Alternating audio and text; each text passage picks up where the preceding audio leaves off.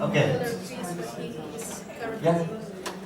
Well, thanks again. It's really impressive, all these data, and they lead to a lot of thoughts and a few remarks from my perspective on these data. First of all, I think these two pillars also show where Brazil can make a lot of progress. I think, but I have to ask Fiona to confirm that or not, that Brazil scores relatively low scores at these two pillars. So, which means two things, I think. On the one hand, a lot to win still, and on the other hand, it's probably less problematic than in small countries to score to have low scores at these pillars, because of the enormous recruitment group you still have with so many people. So, would this be the score for small countries like Australia and the Netherlands? It would be really disastrous for their chance for success. But in Brazil, I think because of the big population, you know, you still have so many people who do play sport, who are active in organized sport, who are part of talent recruitment. So that's relatively also a positive thing. A second thought is that if you look at all the critical success factors in Pillar 3, then the highest relationship with sporting success exists with respect to organized competitive sport participation. And if Brazil has indeed 55 million club members, that would be really a fantastic starting point for creating talent development and talent identification. However, if I understood this well, these 55 million members are not all active sporting club members, but for a big part probably also social members. Yeah, do they play sports? Do they all play sport? No. No, that's here the problem. So that means this is an enormous capital, sporting capital, but they do not yet all play sport, and that would be the big challenge for Brazil, I think. A last point, and then give the mic to my colleagues. I think that you can see here also the value of interviewing several stakeholders, because they all have different views and perceptions of reality, and the directors have different perspectives from the technicians and the support, the technical staff, and the technical staff have different opinions than the athletes, and it's very valuable for all to share their views and discuss that with each other. So that's also an important result, I think, from this study. Colleagues?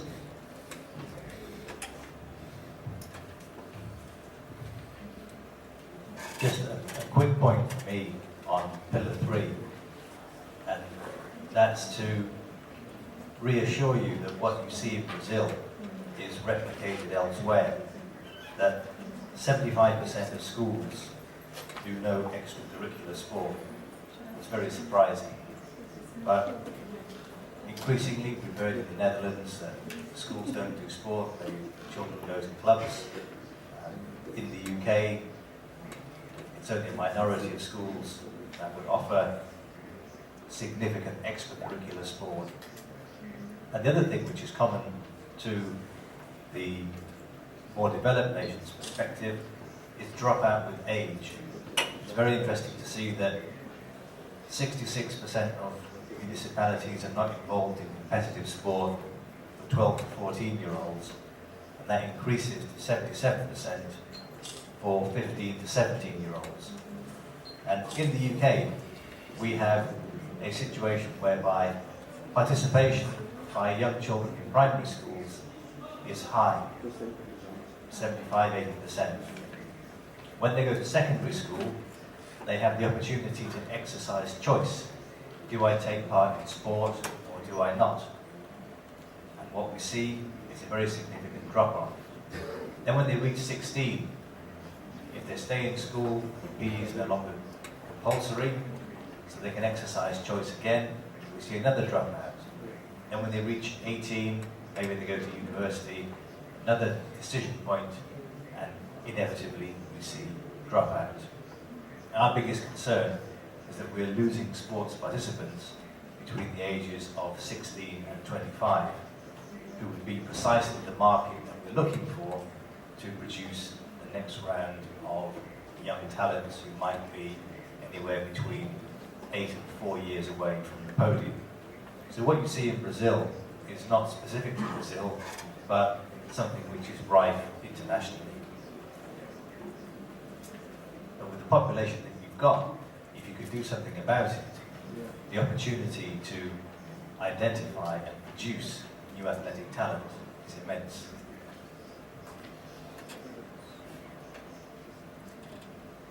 Well, I don't think there is nothing much to add to what Simon has just said. There is one element that attracts my attention in the analysis that we've seen, and that is that 39% of the athletes think that they have received services from the federations too late, and that should be earlier.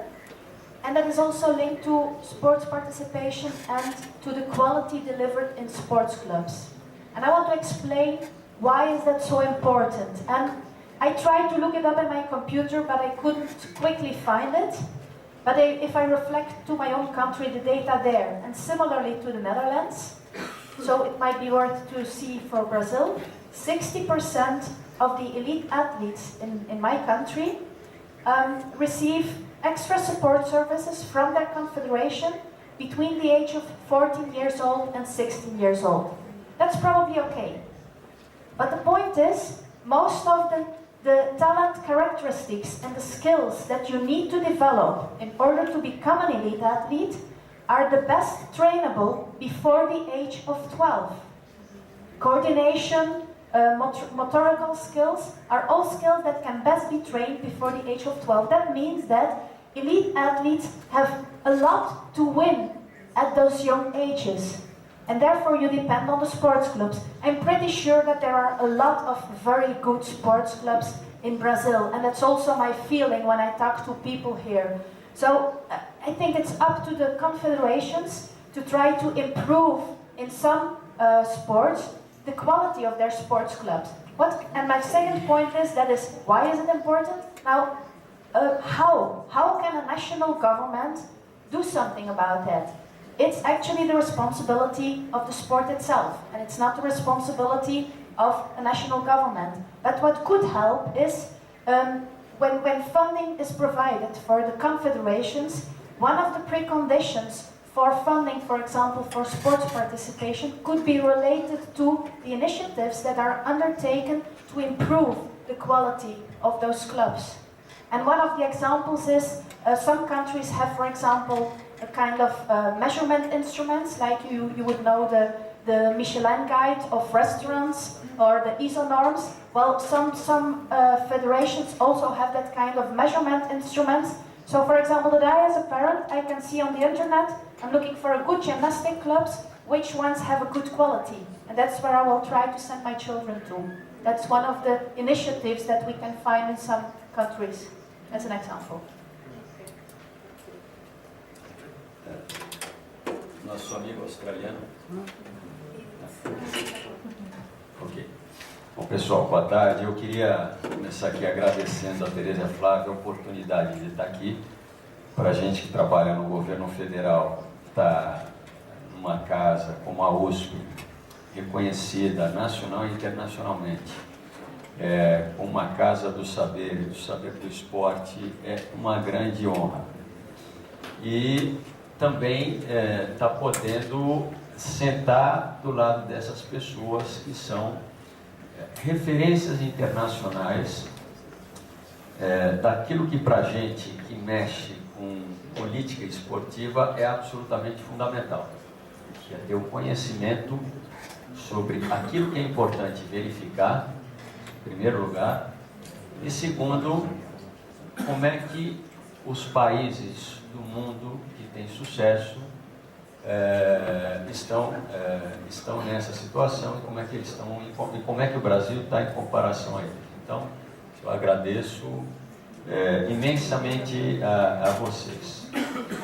Bom, minha intervenção, eu vou reunir os dois pilares e não vou falar muito, vou falar assim de uma forma comentada, aproveitando um pouco da nossa experiência no Ministério. Com relação à pergunta que o nosso colega Flório fez, que é uma provocação muito legal inicial, Flório, eu acho que aquela é uma pergunta muito inteligente, né? Quer dizer, aumentar a base, né?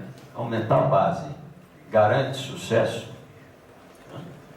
Isso é óbvio que não, porque nada isoladamente garante sucesso, nem o financiamento, nem bons técnicos, nem boa infraestrutura, nem um sistema de talento super adequado. Quer dizer, os fatores isolados nunca vão garantir sucesso em nenhum lugar do mundo. Agora, eles são fatores concorrentes que, bem combinados, vão sim garantir sucesso. E cada país, como foi demonstrado aqui pelos professores, tem que fazer a combinação adequada. E aí eu evoluo para a seguinte questão. O Simon colocou isso agora, mas a gente viu na apresentação de manhã também essa questão, e nas anteriores.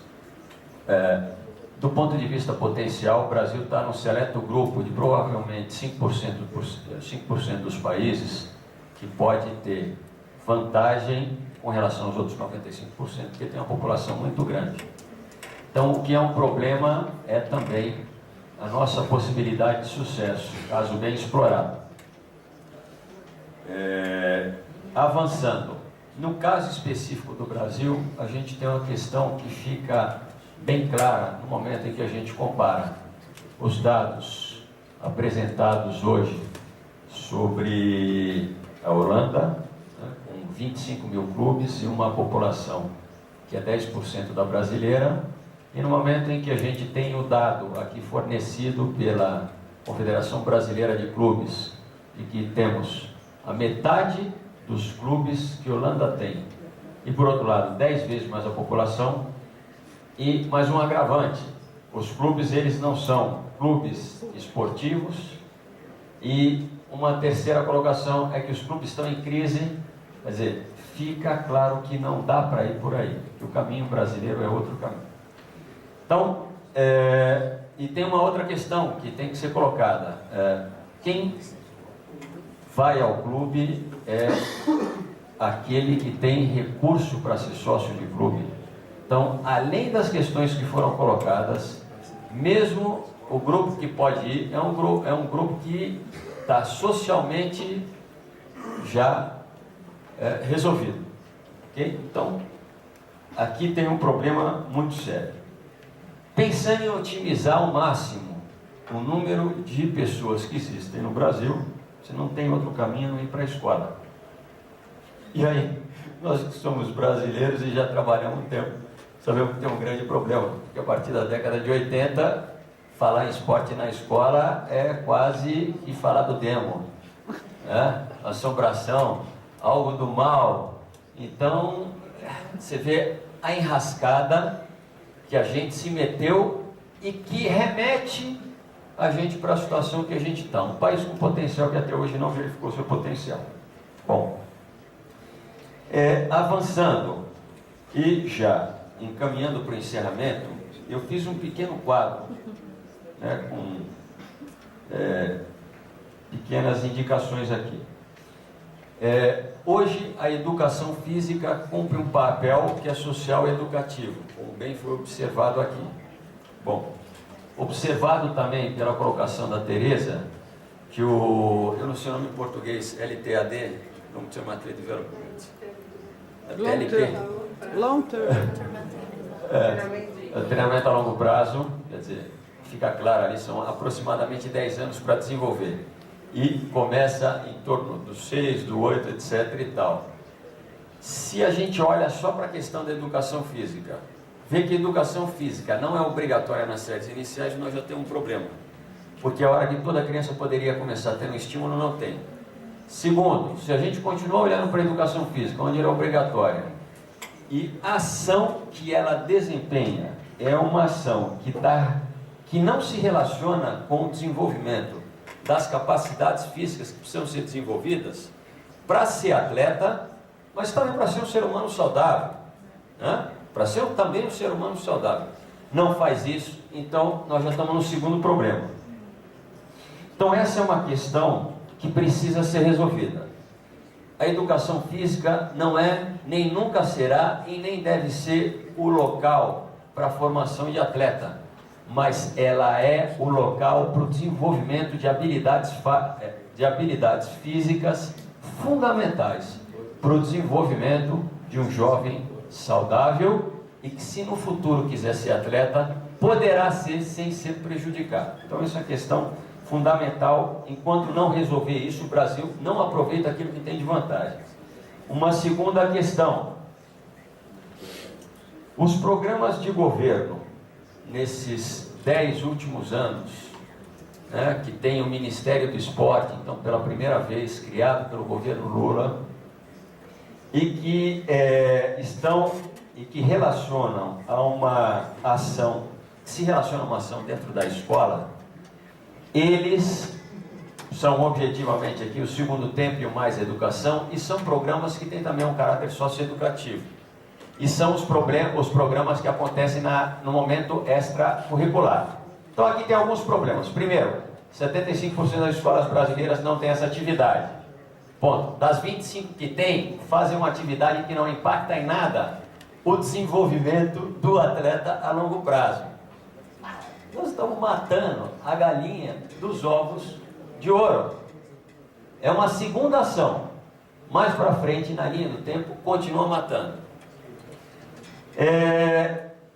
O que precisa então? Precisava de uma ação que fosse direto e atacasse essa questão, que é a questão de aumentar a prática do esporte no tempo extracurricular, ou seja, aumentar de 25% para 100%, seja lá, né?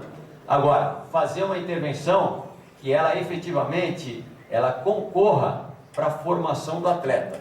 Então é fazer algo que não existe. Nesse sentido, a boa notícia é que o Ministério do Esporte e o Ministério da Educação já vem desde o ano passado conversando, que esse ano foi lançado um programa que estava aí em vermelho, que se chama Atleta na Escola, cuja ação principal são formada por duas ações, uma que está relacionada a competições escolares e outra que está relacionada ao desenvolvimento dos talentos provenientes daí. E aí, nesse sentido, professor Simon, a gente então dá conta de algo que está fazendo, quer dizer, pelo menos do ponto de vista não só da teorização e da prática, o programa já está na rua. E uma notícia que eu posso dar aqui com relação a algo que o senhor já colocou, que foi, puxa, no Brasil 66% das escolas não participam dos jogos escolares. Pois hoje no programa, nesse nosso programa que tem a primeira fase focada em competições escolares em 4 níveis, escola, município, estado e o nacional, se alinhando com o que efetivamente já existe aí, que é o evento que o comitê faz com o Edgar com muita competência, não é isso? Então algo que se alinha a isso que está aí. Hoje nós já temos inscritos mais de 80% de municípios brasileiros. Então, se o dado da pesquisa, mais de 80% são 4.400 municípios. Então, se o dado do Splis, quando foi coletado, mostrava que 60%, 66% não entrava, uma simples ação de governo que está focado na percepção de tudo que foi colocado aqui, ela muda da água para o vinho o resultado que foi colocado. Por quê? Na verdade, aquele que é o principal, digamos assim, aquele que é presenteado pela ação, é o escolar, é a criança, é o adolescente, e ele gosta de fazer esporte, ele quer ter essa chance. Então, no momento em que isso é oportunizado, você vê que existe uma adesão espontânea. Nós não estamos há 10 anos trabalhando, a gente botou o programa para rodar. Em maio Dia 6 de maio a gente botou o programa, nós estamos um mês depois, tem 80% de municípios, só não vai ter mais, porque a gente não teve mais tempo de divulgar e porque a coisa foi muito corrida. Então eu acho que a gente aqui, para coisas que são muito significativas para o país, a gente começa já a dar resposta objetiva, que eu acredito que no split dos próximos anos, entendeu, Tereza? Essas informações elas já viram mudadas. E aí, para terminar aqui, eu elenco a questão que aparece como pouco apoio, seja na escola, seja na universidade, quer dizer, grande parte dos atletas não sente que é apoiado. Isso é absolutamente fundamental e está intimamente ligado à questão que anteriormente foi colocada.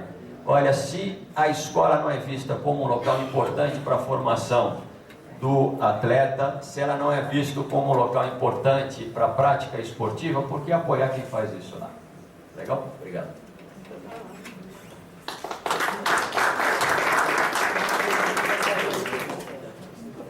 Então, ok, vamos tomar um café rapidinho.